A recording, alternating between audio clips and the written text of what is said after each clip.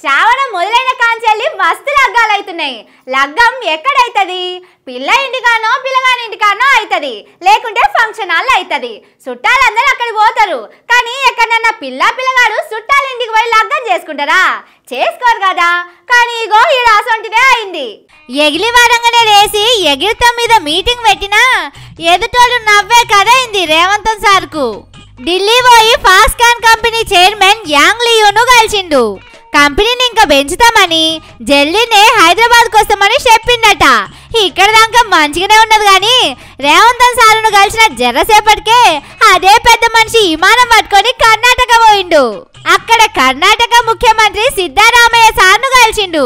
గమ్మతేందంటే రేవంత్ సారేమో ఢిల్లీ పోయి ఆయనను కలిసిండు, కానీ ఆయన కర్ణాటక పోయి సిద్ధరామయ్యను కలిసిండు. అంతేకాదు అప్పట్లో కేసీఆర్ సార్ను కలిసడానికి కూడా ఇదే పెద్ద మనిషి హైదరాబాద్ కు వచ్చిండు. హైదరాబాద్ మస్తు డెవలప్ అయింది, అమెరికాను మించిపోయిందని మాట్లాడిపోయిండు.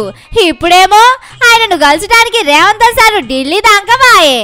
ఆయన ఢిల్లీకి పోడు కాదు, మన పరువు పోయిందని సోషల్ మీడియాలో మాట్లాడుకుంటున్నారు. అంటే ఎవ్వల పతార ఎట్లున్నదో ఎవ్వల ఇల్వేందో ఈడనే తెలుస్తున్నదని కారు పాటోళ్ళు అంటున్నారు. పాపం సారు ఏం చేసినా పరేషానే అవుతున్నది. గాసారం మంచిగా లేనప్పుడు అరటి పండు తిన్నా పండ్లు ఊసిపోతాయి అంటారు. రేవంత్ సార్ కూడా అట్లనే అవుతున్నది. అమెరికా దాకా పోయి 31,000 కోట్లు కంపెనీలు పట్టుకొచ్చిందని చెప్పుకుంటే అందులో సగం బోగసేనని టామ్ టామ్ అయింది. ఇప్పుడేమో ఇట్లా ఇల్వ పోతున్నది.